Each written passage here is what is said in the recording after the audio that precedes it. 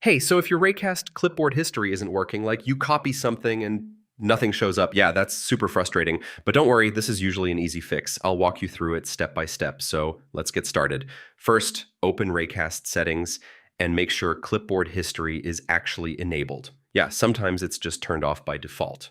Next, this one's important. Check your system permissions. Raycast needs access to your clipboard and accessibility settings to track what you copy. All right, now try restarting Raycast.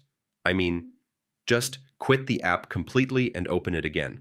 This can refresh clipboard tracking. Now, copy a few different things like text, links, or anything really, and then open clipboard history to see if it shows up. If it's still not working, check for updates. Older versions can have bugs with clipboard tracking, so yeah, make sure you're on the latest version. Also, if you're using other clipboard manager apps, they might conflict with Raycast. Try disabling or closing them temporarily.